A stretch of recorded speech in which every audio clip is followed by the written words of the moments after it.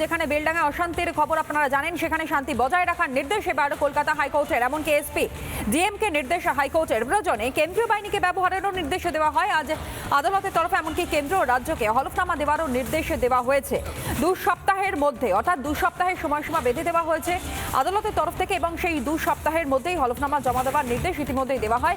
বিচারপতি তিনি দিয়েছেন। আরও একবার আপনাদেরকে জানাই, বেলডাঙ্গায় যে অশান্তির ঘটনা, যে হিংসার ঘটনা ঘটেছিল বেলডাঙ্গাতে, এবং সেই বেলডাঙ্গার ঘটনাতেই এবার হলফনামা দেওয়ার নির্দেশ দেওয়া হয়েছে কেন্দ্র এবং রাজ্যকে যৌথভাবে, অর্থাৎ কেন্দ্র এবং রাজ্য উভয় পক্ষই হলফনামা জমা দেবে এমনটাই নির্দেশ কলকাতা হাইকোর্টের। প্রয়োজনে কেন্দ্রীয় বাহিনীকে ব্যবহারের নির্দেশ। বিজেপি বিধায়ক শঙ্কর ঘোষের সঙ্গে আমরা কথা বলেছিলাম, তার কি প্রতিক্রিয়া শুনুন।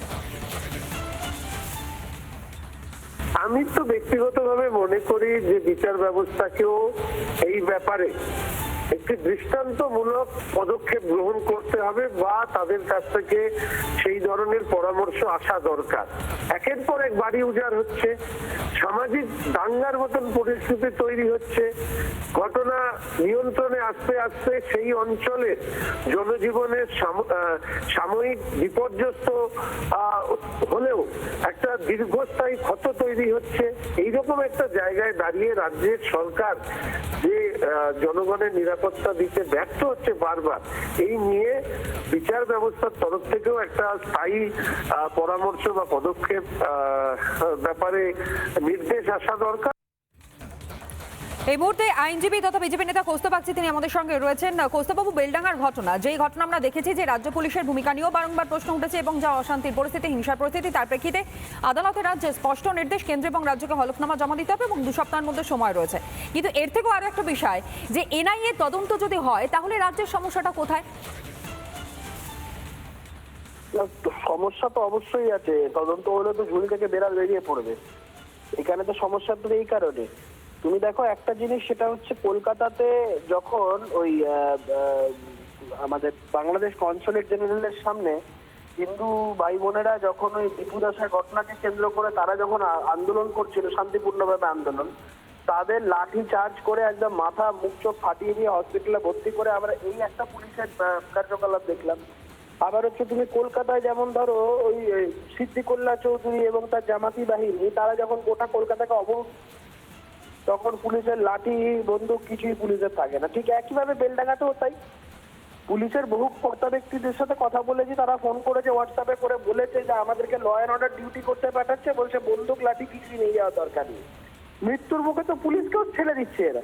তো আলটিমেটলি এই যে সরকারি এই মানে inaction on the part of the government, এই সরকারি যে নিষ্ক্রিয়তা, পুলিশের নিষ্ক্রিয়তা, এই সমস্তটা বেরিয়ে পড়বে যদি এনআইএ তদন্ত হয়। তাই জন্য তো সরকারের এত ভয়। বেশ, ধন্যবাদ জানাই আপনাকে। কৌস্তব বাগচি, আইনজীবী তথা বিজেপি নেতা, তিনি ছিলেন এই মুহূর্তে আমাদের সঙ্গে টেলিফোন লাইনে। আরও একবার আপনাদেরকে জানাই, বেলডাঙ্গায় সেখানে শান্তি বজায় রাখার নির্দেশ আদালতের তরফ থেকে দেওয়া হয়। এসপি এবং ডিএমকে এই নির্দেশ কলকাতা হাইকোর্টের তরফ থেকে দেওয়া হয়েছে। এমনকি প্রয়োজনে কেন্দ্রীয় বাহিনীকে ব্যবহারেরও নির্দেশ দেওয়া হয়, এবং একই সঙ্গে আপনাদের জানাই 2 সপ্তাহের সময় বেঁধে দেওয়া হয়েছে, যে 2 সপ্তাহের মধ্যে হলফনামা জমা দেওয়ার নির্দেশ দেওয়া হয়েছে কেন্দ্র এবং রাজ্যকে। বেলডাঙ্গার যে অশান্তির ঘটনা আপনারা দেখেছেন, পরপর 2 দিন যেভাবে উত্তপ্ত হয়ে উঠেছে, বারংবার বেলডাঙ্গার রীতিমতন আগুন জ্বলছে এই বেলডাঙ্গাতে, হিংসাত্মক ঘটনা ঘটে, এবং সেই ঘটনাতেই পুলিশের ভূমিকা নিয়েও বারংবার প্রশ্ন উঠেছে, পুলিশের নিষ্ক্রিয়তা নিয়েও কিন্তু প্রশ্ন উঠেছে, যেই ছবি আপনারা দেখতে পাচ্ছেন। এবং সেই বেলডাঙ্গার ঘটনা যখন আদালতে আজ ওঠে, ঠিক সেই মুহূর্তে দাঁড়িয়ে আদালতের তরফ থেকে একাধিক নির্দেশ। বিজেপি নেত্রী তথা আইনজীবী প্রিয়াঙ্কা চিব্রিওয়াল তিনি এই মুহূর্তে আমাদের সঙ্গে রয়েছেন। বেলডাঙ্গা নিয়ে আদালতের যা পর্যবেক্ষণ এবং নির্দেশে, তার প্রেক্ষিতে আপনার প্রতিক্রিয়া নেব। দেখুন, এদেরকে 100 মামলায় মোটামুটি কোর্ট বেইজ্জত করেছে, কিন্তু এদের কোনো লজ্জা নেই। এখনো যখন তলবার সুপ্রিম কোর্টে এদের মাথার উপরে ঝুলছে, কেন যা কাণ্ড মমতা ব্যানার্জি আর ওনার পুলিশ করেছিলেন ইডির মানে ডিস্টারবেন্স করে, ইন্টারফারেন্স করে ইনভেস্টিগেশনে, তারপরে লজ্জা নেই। বেলডাঙ্গাতে এই যা পাবলিক প্রপার্টিকে নুকসান করার জিনিস, এটা তো প্রথম না, বেঙ্গলে তো বারবার হয়েছে, কিন্তু পুলিশ ইজ ইউজলেস। কেন কি? তো নেতাদের ইনস্টিগেশনে হচ্ছে। কালকে যে চারদিকে ঝামেলা হয়েছে এত ফর্ম 7 নিয়ে, ওই সমস্ত উকসানি তো অভিষেক ব্যানার্জি দাঁড়িয়ে মঞ্চ থেকে দিয়েছিল, তাই জন্য এইগুলো হয়েছে। তো এদের থেকে অ্যাফিডেভিট নিয়ে আর কি হবে? এদেরকে সোজাসুজি সাসপেন্ড করার দরকার আছে। এটা আমার মনে হয় যে আগামীকালে যে মামলা সুপ্রিম কোর্টে আছে তাতে এরা সাসপেন্ড হবে। বেশ, ধন্যবাদ জানাই আপনাকে।